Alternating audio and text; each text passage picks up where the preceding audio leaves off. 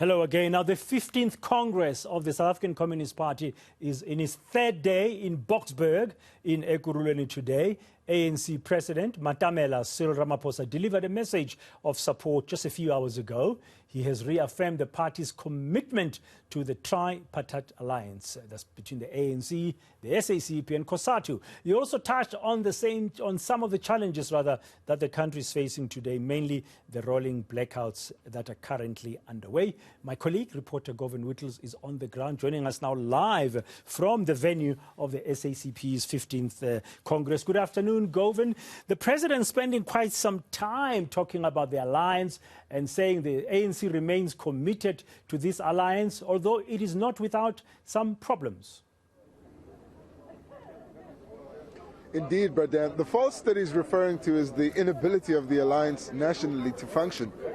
We spoke to the General Secretary of COSATU, Bekin Chalinchali, who admitted that ever since the Deputy Secretary General of the ANC, Jesse Duarte, fell ill, the alliance relations have ground to a halt. They haven't been able to meet or attend to challenges, and this is something that the President himself conceded, also saying that the reconfiguration of the alliance needs to be concluded. You'd remember that this was resolved on in the 2017 conference of the ANC, and it's something the SACP and COSATU in particular have been pushing for a very long time. In fact, COSATU and the SACP have completed their studies on the position and how the alliance should be reconfigured. The ANC told them in the last Secretariat meeting, when the reconfiguration of the alliance was discussed, that they would have to go back to their NEC, discuss this matter further, and then return with their final position. That still hasn't happened. And the president of the ANC, Cyril Ramaphosa, today saying this needs to happen urgently. And before we take a look at some of the commentary from the ANC president, let me just set the scene of what's currently happening at this conference. The delegates are on lunch, but when they come back, the nominations for new leadership will close. That's important because this is expected to be one of the SACP's first conferences that will be contested when it comes to the position of national chairperson, confirming that there are still talks underway to try and get Gwebs Konde to relinquish his ambition towards the position of national chairperson, as there appears to be a groundswell of support for Dr. Blaine Nzimande leaving the position of General Secretary and into the position of national chairperson. They're still trying to convince him at this point, Bradan, and it doesn't seem like they've made headway.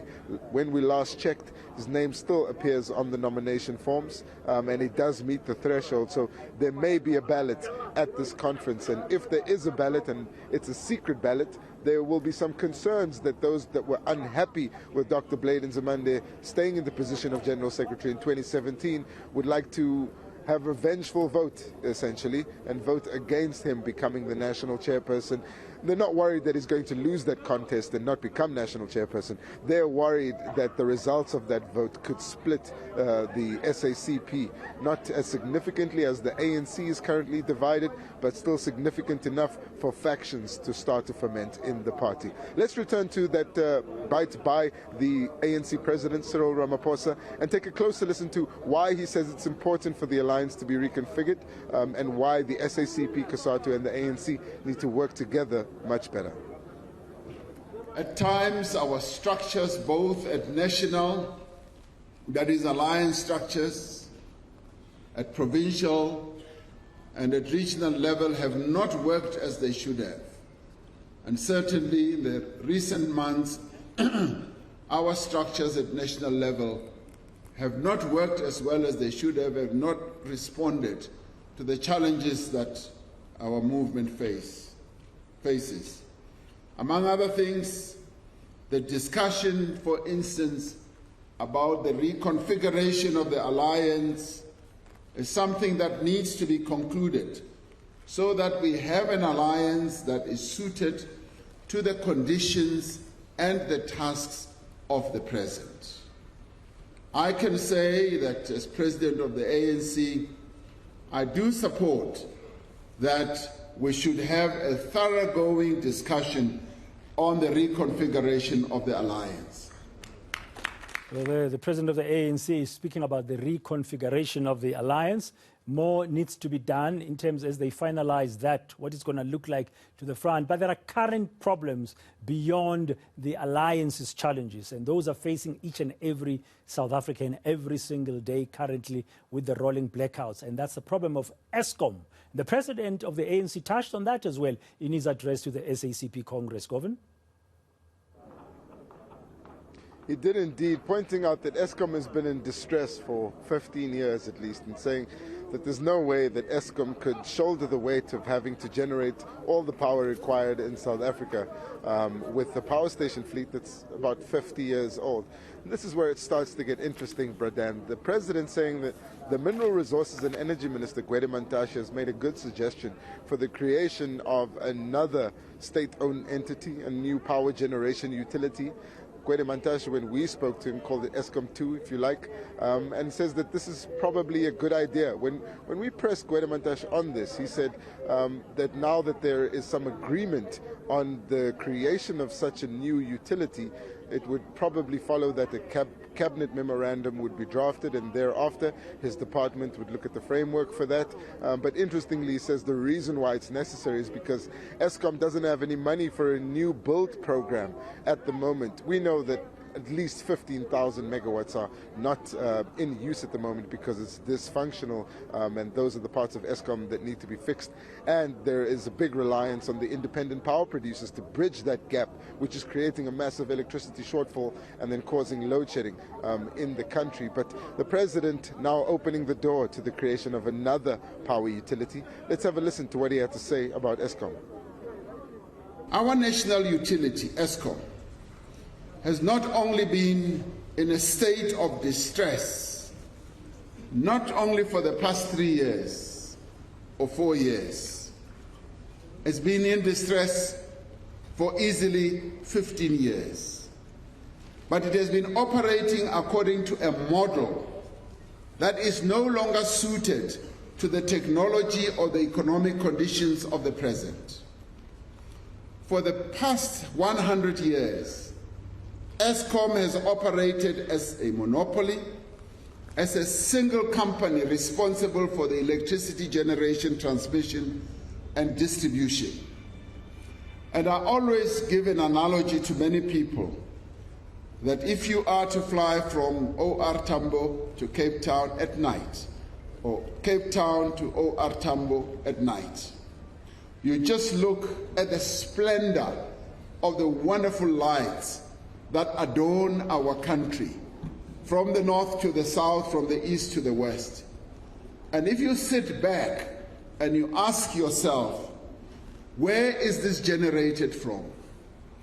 And then you reflect on the fact that it is generated by one company.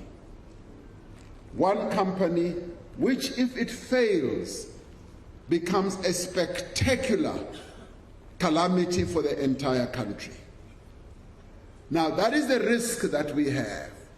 If we look at other countries, like China, for instance, it has a number of state-owned electricity generating companies that even compete amongst themselves to even bring prices down. And that is a future that I think we should begin to imagine. A future that we should begin to imagine with Eskom 2, but many people will have questions. I don't expect you to answer that, Govan. If they could not manage, if the government could not manage a state-owned entity, Eskom, what's the guarantee to be able to manage Eskom 2? What will be the difference? Anyway, we'll leave that question to ask other people. But for now, for you, what's happening next at this Congress? It's supposed to be ending tomorrow, I understand, or Sunday? Well, Bradan, this conference will come to an end tomorrow.